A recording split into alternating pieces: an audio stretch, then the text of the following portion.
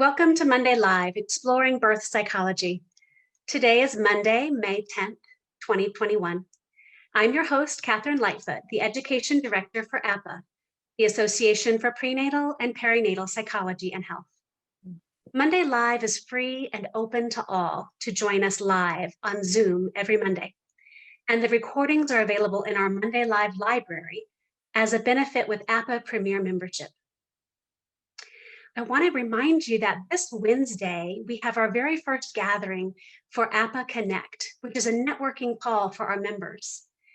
It's Wednesday, May 12th at noon Eastern Time, so you can mark it on your calendar. And we will continue APPPAH Connect monthly, every second Wednesday. All members will receive an email with details about how to join the gathering. If you'd like to become a member and support this amazing nonprofit organization, please visit us at birthpsychology.com/membership. And our call for proposals for our annual Fall Congress, the deadline is May 15th, so right around the corner, later this week. If you would like to present at our online virtual Congress this November, please submit your proposal on our website at www.birthpsychology.com/congress. There is still time to register also for our live workshop opportunity with Mia Califf. It's Never Too Late is the title of her workshop, Healing Pre-Birth and Birth at Any Age. The course begins Tuesday, May 18th at noon Eastern, and it'll continue every Tuesday for 5 weeks. The recordings will also be available to all workshop participants. So this and all of our other event details can be found on our website, birthpsychology.com/events. So now I invite us all to find where you are today by feeling your body in your chair or your feet on the floor. And take a time for yourself for one full deep breath.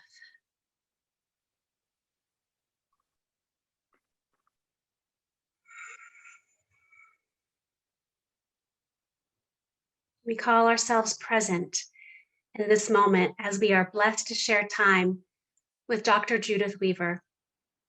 Judyth is a multifaceted teacher, a counselor, and she incorporates extensive training in diverse areas.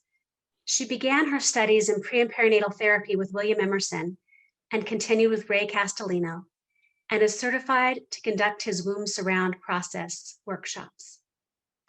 She holds a PhD in Reiki and psychology and was co-founder of the Santa Barbara Graduate Institute and founding chair of its PhD program in somatic psychology. She's also certified in somatic experiencing, massage, biodynamic craniosacral therapy, and pre and perinatal therapy. She maintains a private practice in Seattle, Washington, and on Cortes Island, BC, Canada, and is taught in Russia, India, Mexico, Japan, Taiwan, and throughout Europe. Welcome, Judyth. We're so happy to have you with us today. Thank you so much, Catherine. Can you hear me? Is this okay? Hear you. Yes. It's an honor to be invited here and to present at this series, which I love. I love that it's free and open to anyone who wants to join.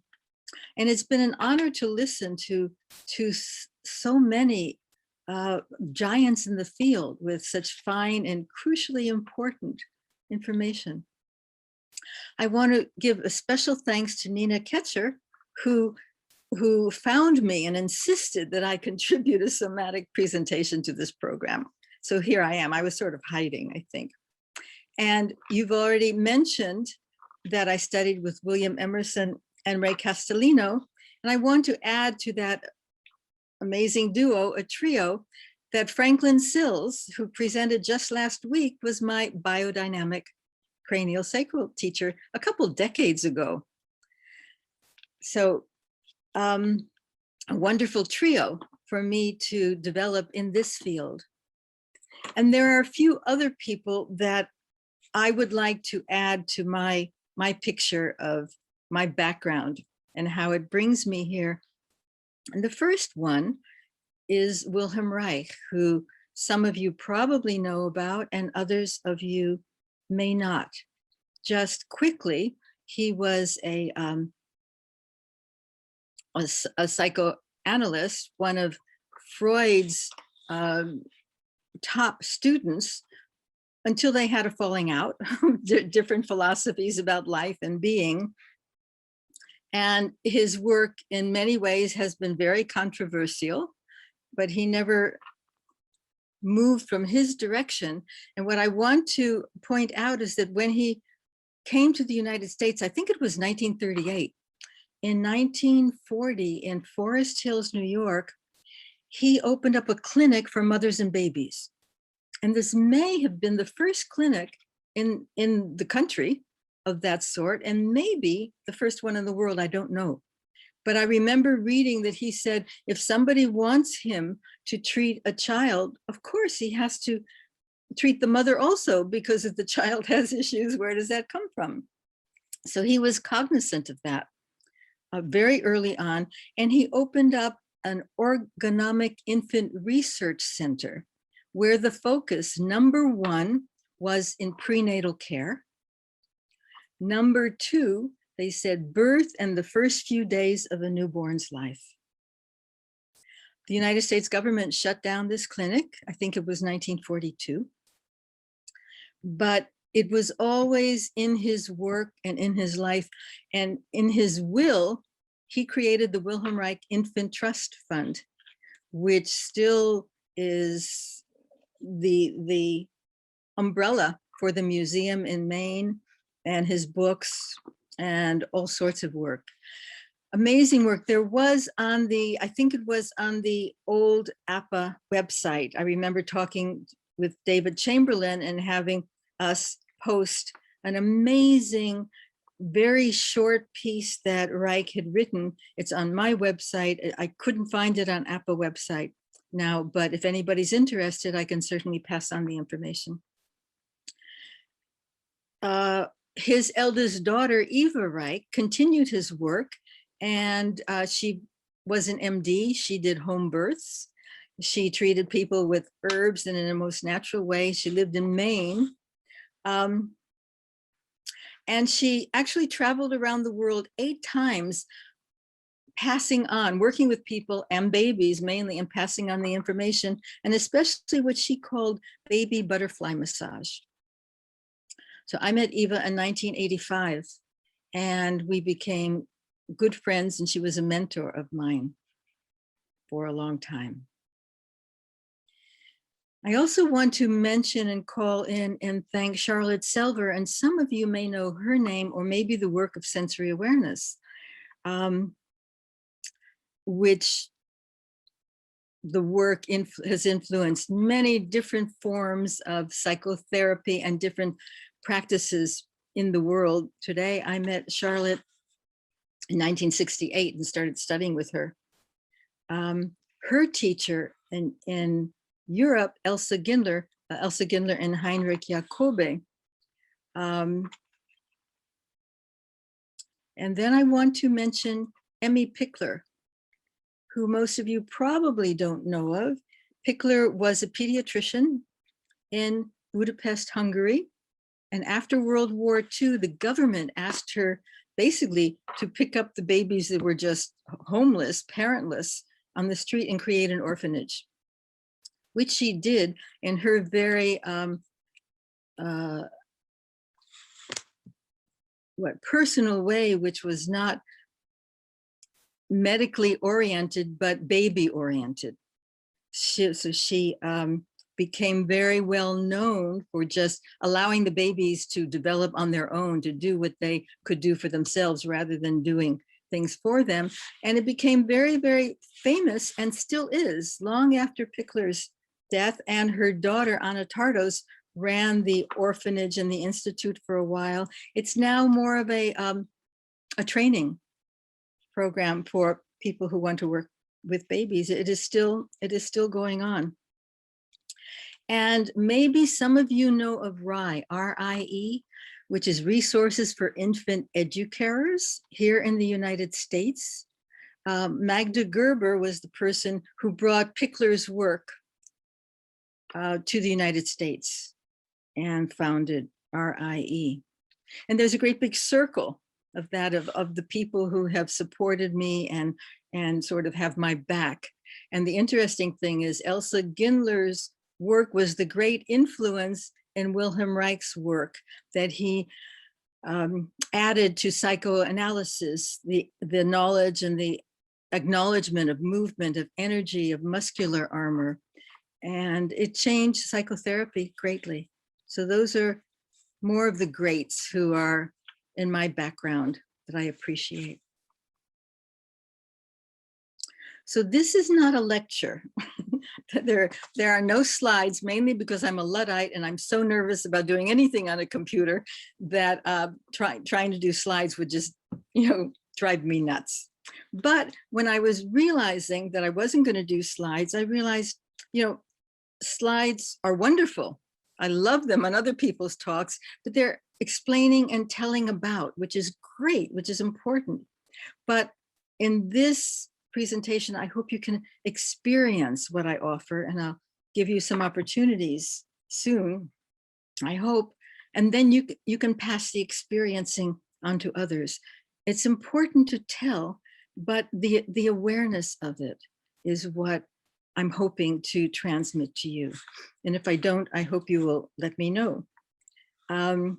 So this presentation will be interactive, as Catherine said, and at the end, there will also be time for questions and answers. So for many years, I've offered workshops at APPPAH conferences. And the 2009 I did a pre-Congress workshop. Yes, Susan, I see you nodding your head. And the last time I did it was in the Congress in Berkeley. I don't even remember what year that was, but that was the last time I attended a conference. And I always called them something like teaching adults how to understand babies. So I was aware that there was a lot of work in the professional field on repairing and repatterning trauma, but I wanted to help people learn more about how to initially prevent trauma and prevent it as early as possible. So this work has to be nonverbal, because it's working with gestation and early stages of infancy. And infants, as we all know, are nonverbal, but they do understand our words. They're not non-responsive, they're not non-communicative. They very much understand our actions, possibly our intentions, maybe our thoughts. So I felt that for busy mothers and caregivers, if I explain something and tell them something, they're not going to remember when they're busy. They have things to do. But if they get the experience inside them, then they have this experience of feeling, and it's a different kind of remembering and being able to act and respond. So the baby is all experiencing. How can we bring adults to more experiencing and understanding, and thereby enrich our connection with the little one, both prenatally and postnatally? I remember being very impressed by Dr. Verney's book when he talked about the mother who was singing a lullaby to her unborn child, and then that same lullaby calmed the child down when he was distressed after birth. And the conductor who talked about in a radio interview, talked about some pieces of music that he knew without having to study, and especially the cello part of this music. And afterwards, his mother, who heard the interview, called him and said, "Those are the pieces that I played on the cello when I was pregnant with you." And then there was something that Dr. Verney presented, I think it may have been at the 2009 Congress. During his talk, he showed a video. It was a very short video. It was from Italian television. It was an advertisement. And in it, maybe it was 6 or 9 seconds, there was music, and you could see the prenate moving in rhythm to the music. And then someone yelled, and the prenate startled.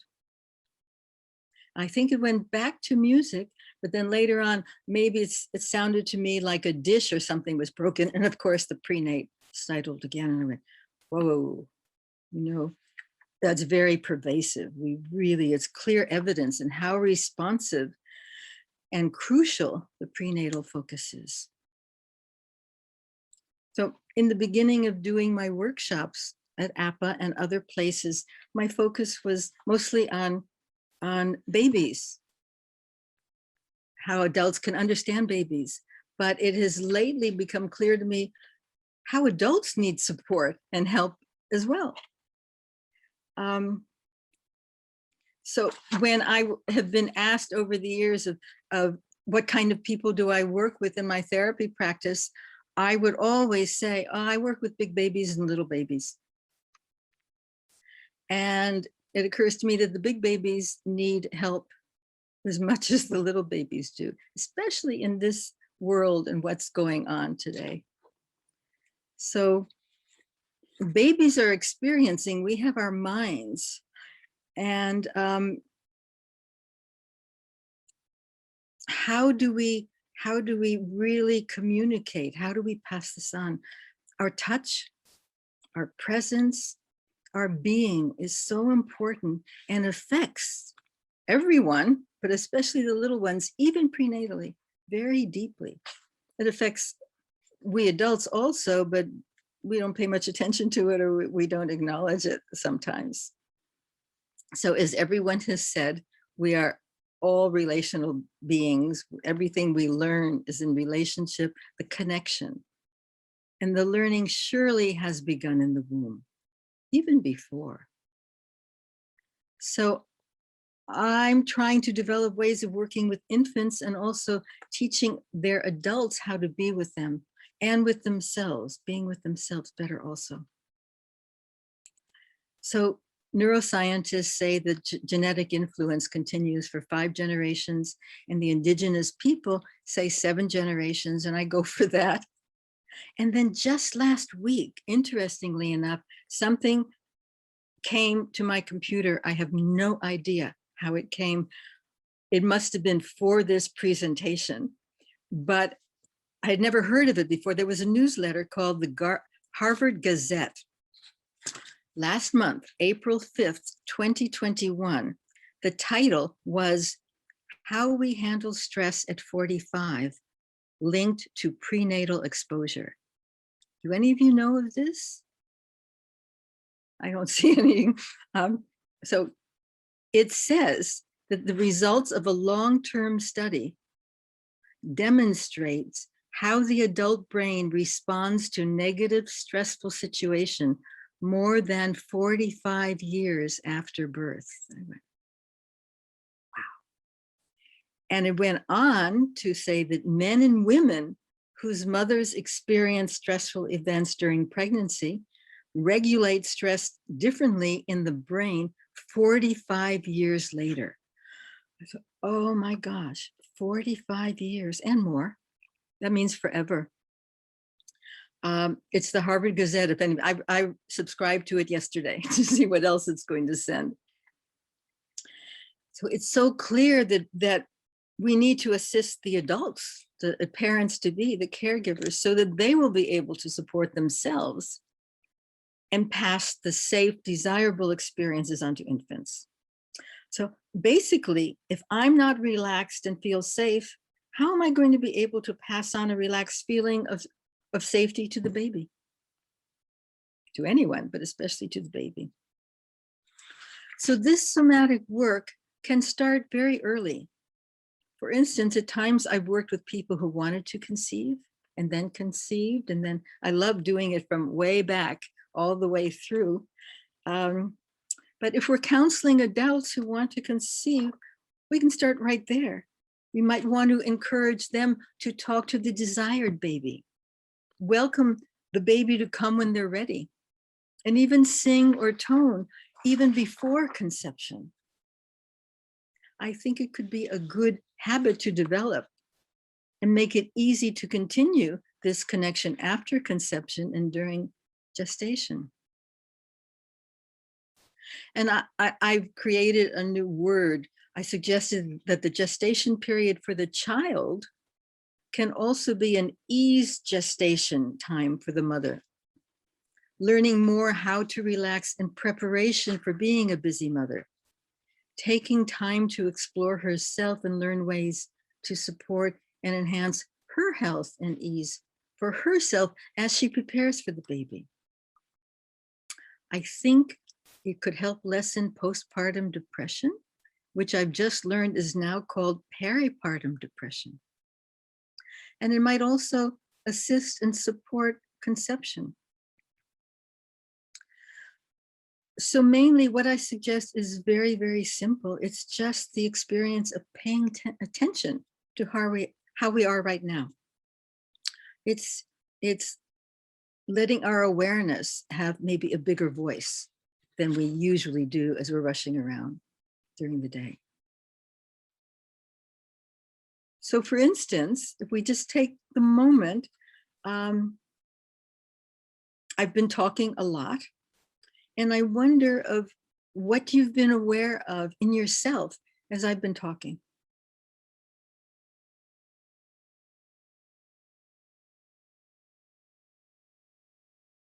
And now that I've mentioned it, what are you aware of? Did something in you change as soon as I said, oh, let's pay some attention, or let's take a moment and be quiet? And I wonder what in you changed.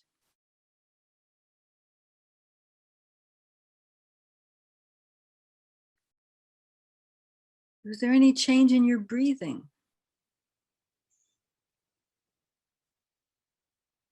In this work of awareness, there's no wrong. We just have our awareness to what we are at the very moment. So are you aware at all of receiving support from the chair you're sitting on, or the couch you're sitting on, or the floor, or the earth? Just notice.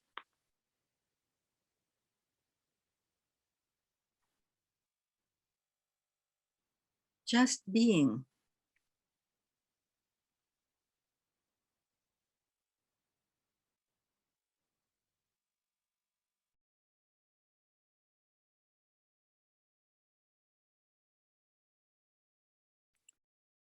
Where in you do you feel any movement of your breath right now?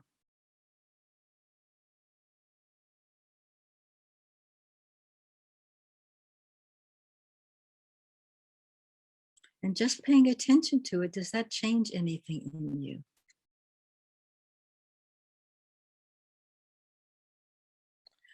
And of course, paying attention to breathing can be so helpful prenatally, and then can be carried into the birthing process. But right now, just focus. Where does it feel good to feel your breathing? Just right now.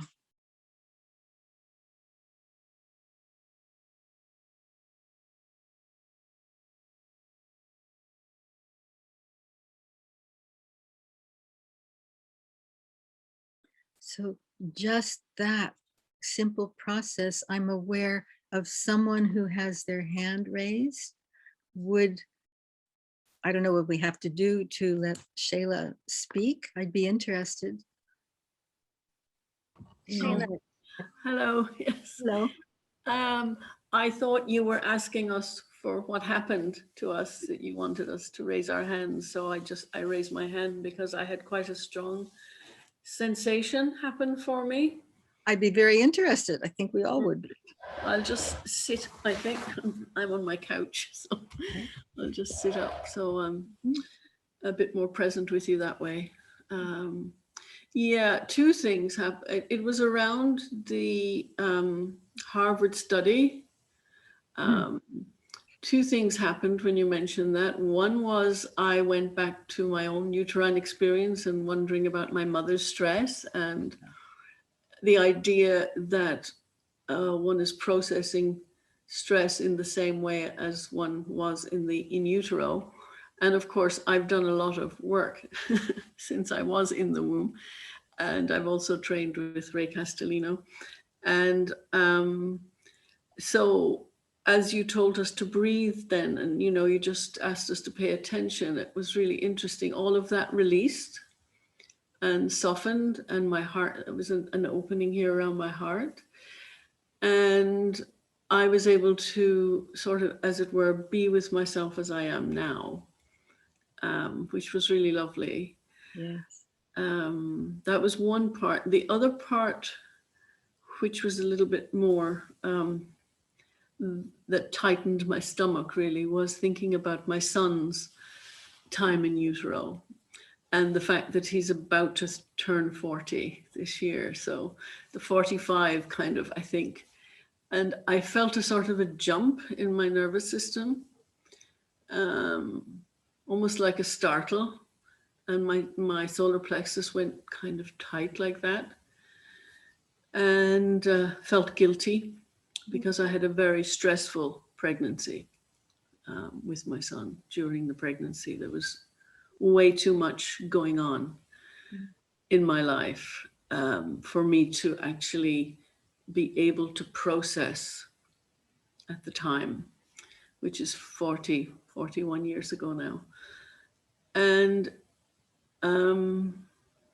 I feel a little sadness welling up now as I bring that forth, and sort of a lot of energy in my body, and my hands are getting very warm and tingly.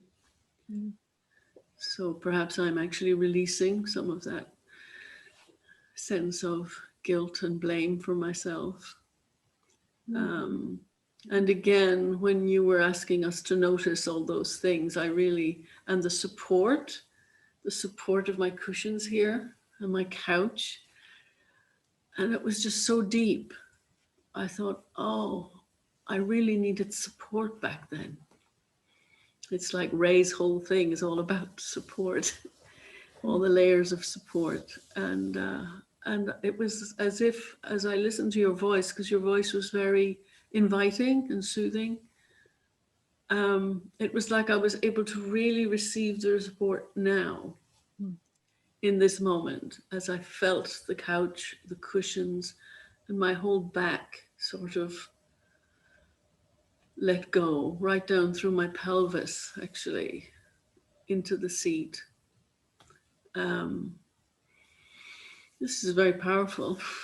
Just actually naming all of this is quite powerful. Thank you.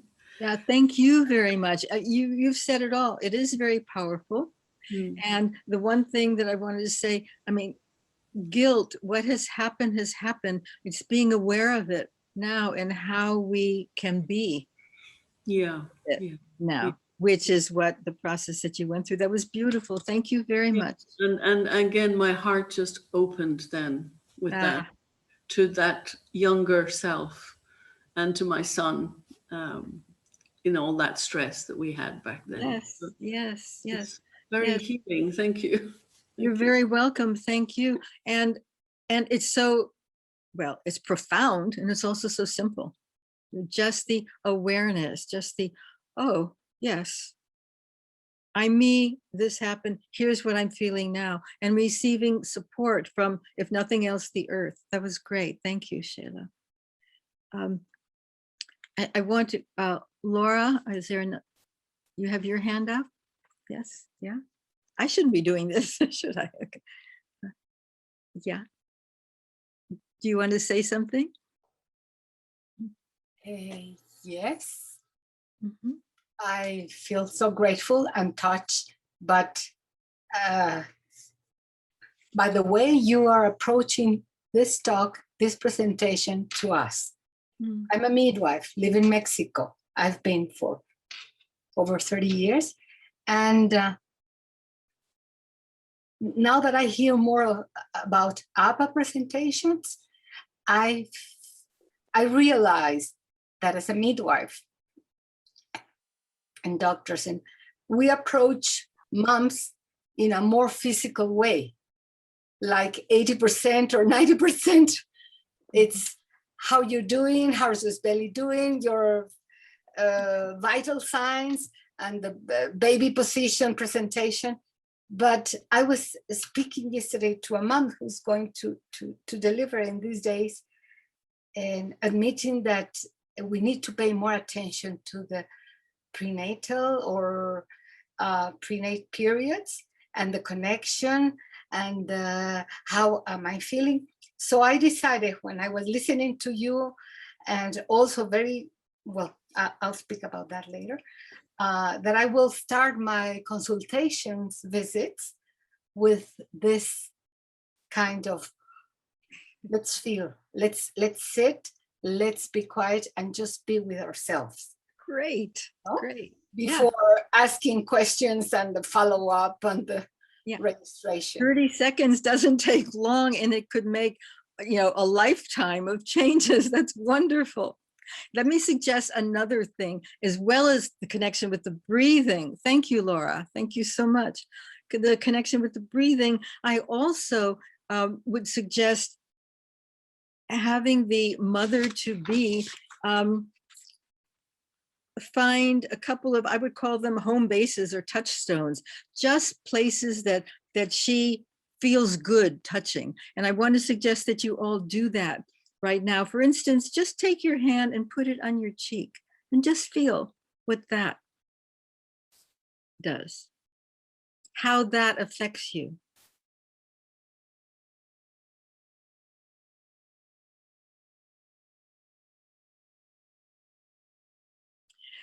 And then taking the hand away and take the hand and maybe put it on your forehead. Different people would have different places that feel better and the touch feels better. So helping the mother find her choice of quality of touch and position in touch. I also, the occiput, the back of your head, might be something very helpful, very supportive for someone.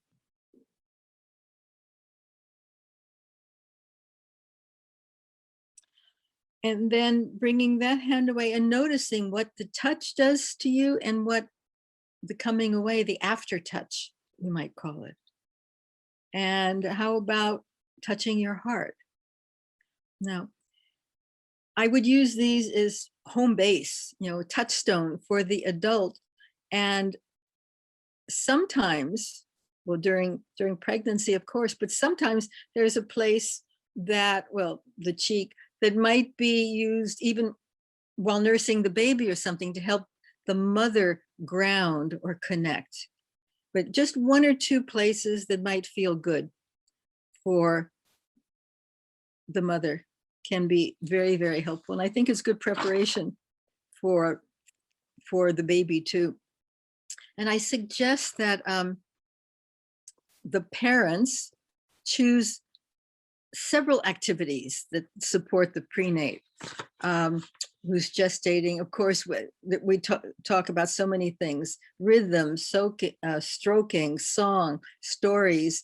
I want to bring up the communication back and forth between the prenate and the mother, the parents.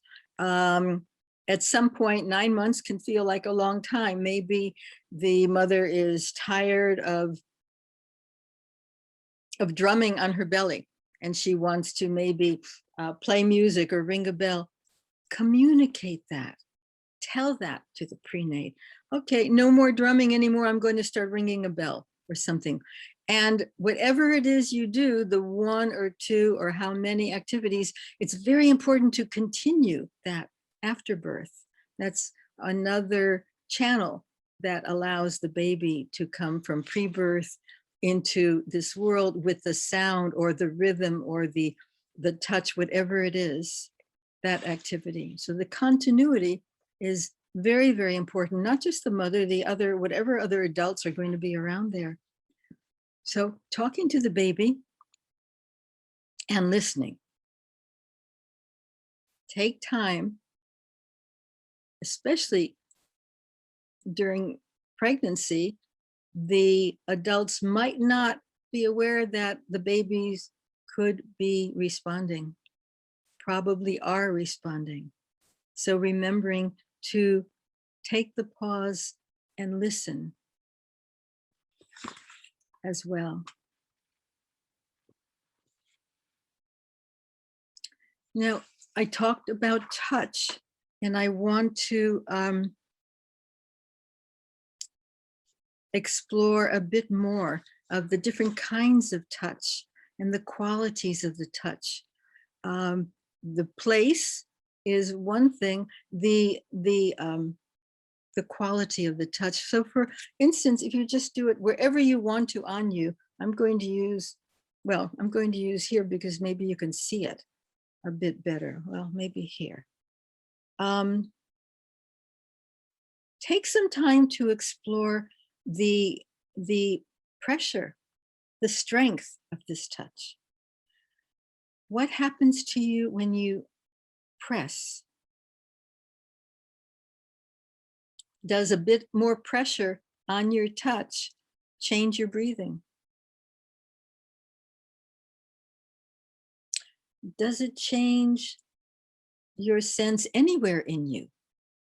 Maybe some pressure here. I noticed that my feet got a little tighter and my buttocks muscles as I'm sitting.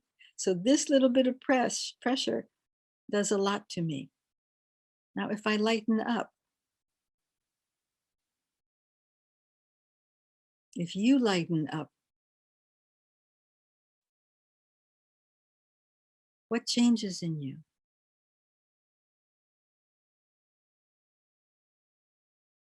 Might it be your breathing?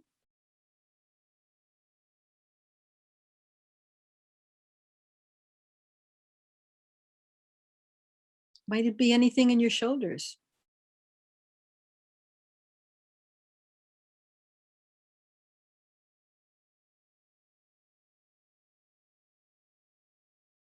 And if you take your touch and make it even lighter, a very, very light touch, how do you respond to that?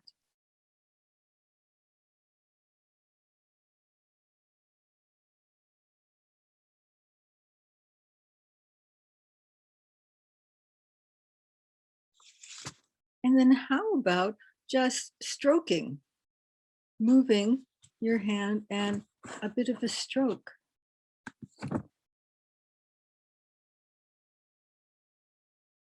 How do you respond to that?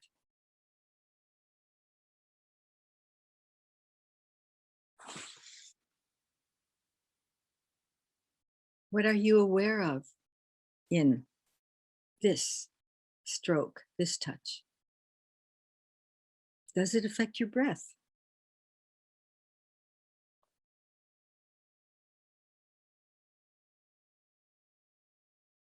Does it affect your sense of sitting or lying, however you are right now?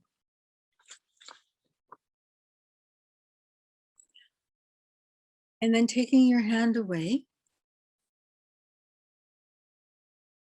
and notice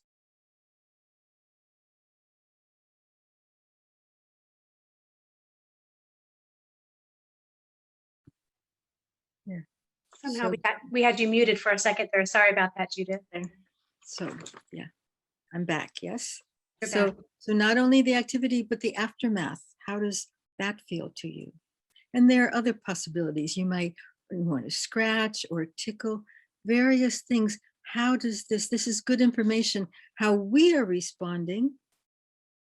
Then we have some sense of how our baby, the baby, could possibly respond also.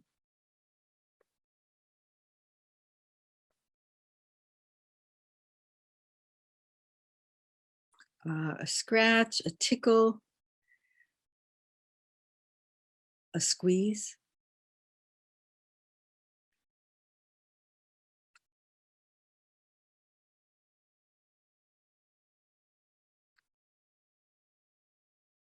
Is there anyone, I wonder, who would like to respond about their experience during any of these explorations?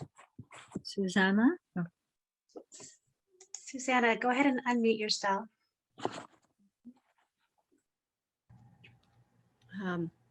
Thank you.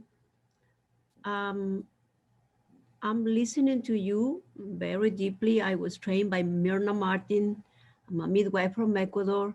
And right now I went into just around my mouth, just touching my mouth. And I perceived that I was a little bit uptight and that a lot of movement in my umbilicus as I release a lot from just the muscles of my mouth around my umbilicus. So, and just when I speak, how this connection is so profound into my touching and the nervousness of speaking to you and to my sisters in this field. So I'm releasing something that it causes me a lot of kind of shaking in my voice when I speak, and I am deepening the connection into my umbilicus, breathing deeply and taking a pause and blessing you, Judy, for this work. Thank you. Thank you very much. Thank Yeah. you. Yeah. I just looked at the clock. So there are there are many more things I'd like to share with you, but two things that we really can't experience today, because as I see most of us, we're all alone in our little postage stamps here. But one thing I want to really bring to your attention is that, you know, we know, we're adults, we know what we're going to do. The baby doesn't know. So introducing, to tell the baby, you know, communicate with the baby. I'm going to touch you now, or I'm going to pick you up now, not just go and pick up the baby. You know, you're going to go walk out the door. The baby might not know, but warn is not the right word, but just communicating with the baby. And that I consider very, very important, and very important for us to settle our nervous systems and heal whatever is driving us, but also the quality, if you've got the luxury and time, to ask. Not only I'm going to touch you now, may I lift you up? May I lift up your foot? May I change your diaper now? It's not that the child, you know, has the ruling, but to let them know that they're partner, they're a part in this relationship. So again, and I think introducing and warning or what pre-telling is very helpful when there have been traumatic births, especially difficult births. It helps the infant participate and also, you know, prepare for whatever the action might be. And also, I think it helps the communication of all sorts of words. Now, there's one other thing I want to talk to, and this is really difficult to do on a computer, but it's the eye contact. Where is, for instance, I can be talking to you, and I guess you're seeing me in this little green thing, and we might have a very, very good connection. Certainly with the baby, we do.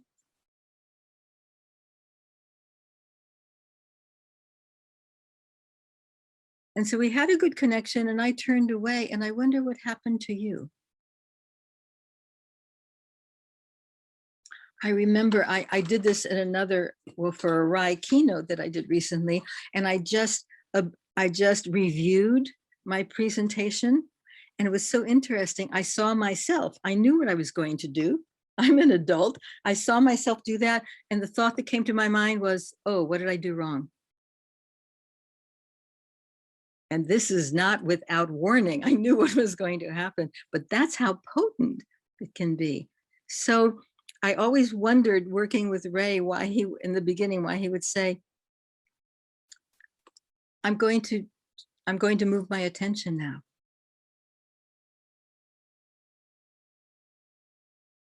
Was that different in you?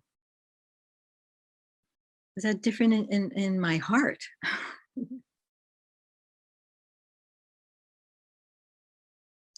So this eye contact thing is a great resource and can be so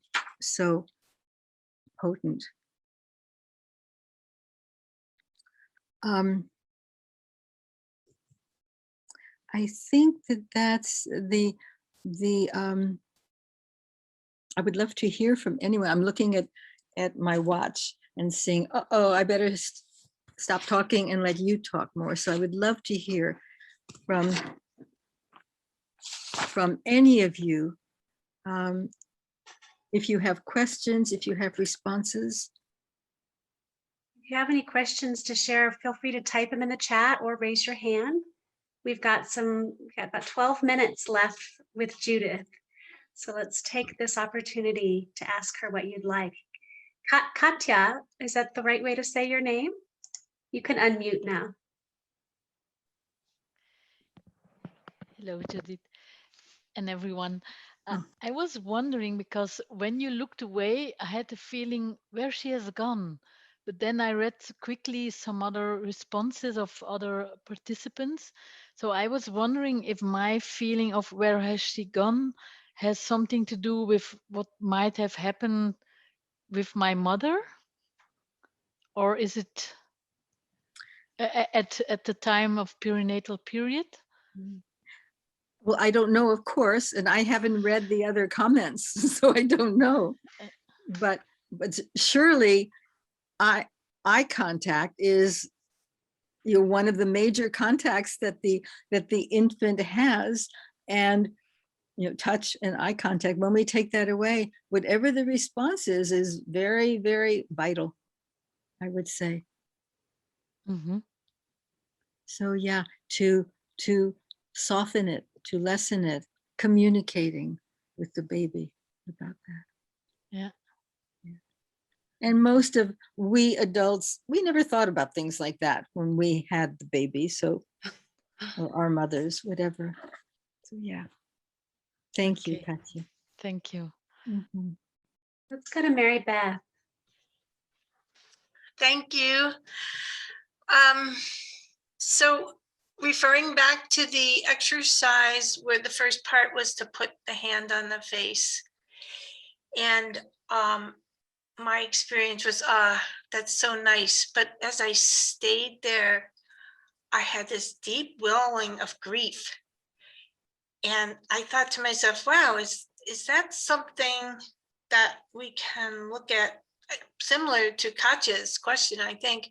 It's like, oh, maybe I need to give more of that to myself so I can give it to my baby.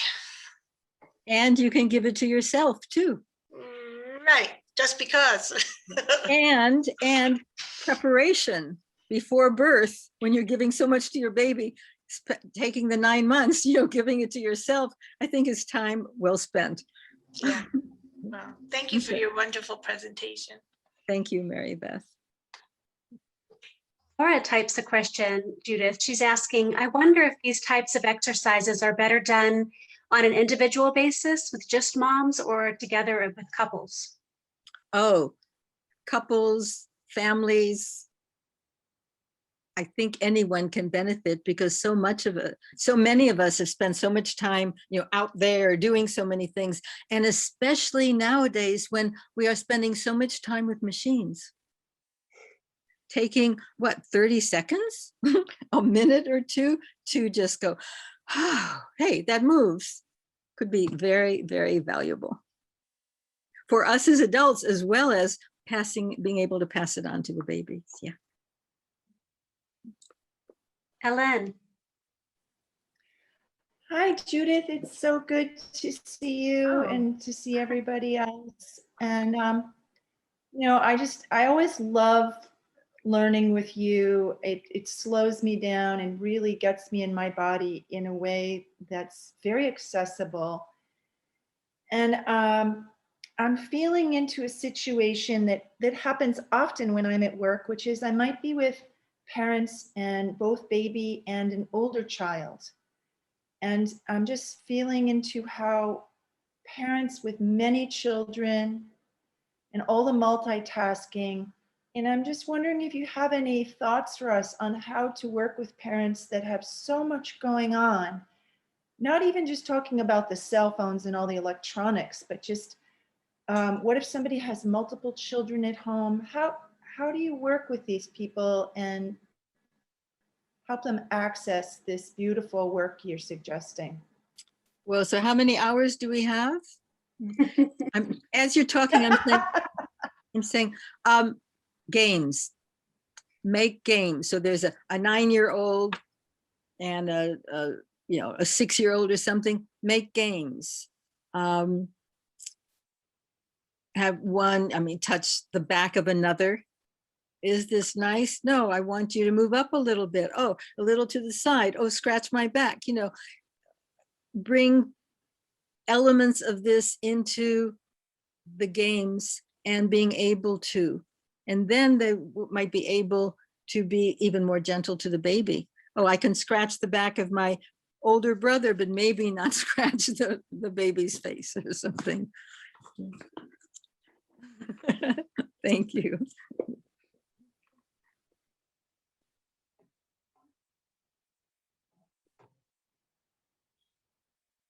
We have several comments being written, not necessarily questions, but lots of thank yous. Sandra says, thank you, Judyth, for this instrumental presentation at this moment when we are so disconnected ourselves with COVID-19 and the world being upside down. Yeah. Allison.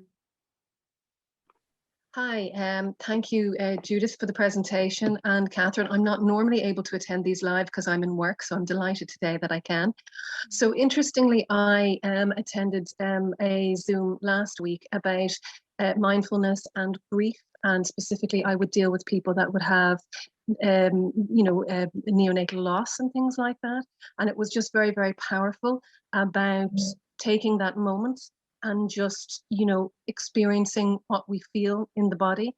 And, and what are your thoughts, I suppose, on that with the likes of grief? And I suppose, especially with moving on and other pregnancies and acknowledging that grief in your body to release it or for the next pregnancy, that whole area, which I know is quite involved, but just, I suppose, your thoughts on that. I wish I had attended that webinar. Yes. Rather than releasing grief, I would say acknowledging it. Grief, there's a word, but there's also a feeling. There's a lot of feeling. Where is that? How do am I tight around my heart? Am I tight in my throat and not allowing me to cry? There is so much, just the bit of time that we can take to come to simple awareness without any judging. This is it. This happened then. This is another time. And of course, we can link bad things and connect them with things maybe in the future, being able to feel them more wholly at whatever level. It might just be a nanosecond of that grief and there's enough for the next year or something, but allowing that, acknowledging that, this is life, this is real. And coming back to the moment of, oh, here I am sitting here now. That pressure on my buttocks, I'm here. There's a breath. And I'm alive and we continue. Such important work. Thank you for asking. And Susan has something she'd like to share. Judyth, it is so wonderful to be with you again. I'm having insights, as I do every time I'm with you. I'm recalling how you were teaching me at SBGI and the insights that I was having. And today, when you looked away, I had another one which was I was concerned that something was going on in your environment that might be threatening you. My fetal therapist came right up wanting to take care of you. So here I am. I'm still dealing with some of the same things, but thank you so much. It is just a joy to be with you and have you share your wisdom with us. Thank you. Thank you so much. It's so wonderful to see you when I see you, even if I don't say hello. And it's wonderful to have this connection again, as always. Thank you. And Beverly is asking, are there any books or resources that you would recommend, Judyth? You know, I have on my website, which is just judythweaver.com. I'm not very creative. I have written about why pre and perinatal therapy. And yes, I do offer workshops when we can do workshops again. And there's some resources on my website, and I probably do not have a good enough bibliography, but that this question might spur me on to adding that to my website. Wonderful. I'll bet the APPPAH bibliography and website has a lot more resources. Yes, and we would all love to hear more from you, Judyth. People are asking if you could come back. We would love to host a workshop with you if that's available at any time. You just let us know. Thank you. Thank you. One last question. Pragya is asking, can you share something more about talking to the child even before conception? Oh, wow. Yes, do. You know, actually, there is a book by Walter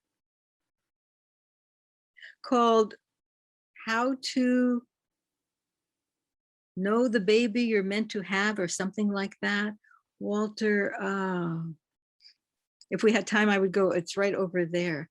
But he talks about that, connecting, or just sitting, breathing, feeling, and asking, is there any, is there anyone, like, I'd like to be a mother, I'd like to conceive, just put it out to the universe, and let your body, your mind know that you're welcoming, that you're relaxing in it, and let the baby who's out there wondering feel that too. Fabulous. Thank you so much, Judyth. Let's all just warm our hands up and send some warmth and love and blessings to Judyth this morning. Thank you so much, all of you. Thank you. Look at all that love. It is an honor. It is a total honor to be here with you. Thank you. Well, that wraps us up for today. I hope that you're all able to join us next week, where we speak with Lisa Reagan, and she joins to share information about the Evolved Nest's new short film called Breaking the Cycle, which is based on the award-winning science of Dr. Darsha Narvaez. I also look forward to seeing many of you this Wednesday for APPPAH Connect with Ellen Scove, hosting that one. So until then, we wish you all farewell. Feel free to unmute yourselves if you'd like to say goodbye. Thank you, Judyth. Thank you. Thank you, Barbara. Bye. Thank you for this marvelous presentation. Bye. Bye. Bye. Bye. Gracias, Judith. Thank you. Thank you. Wonderful. Thank you.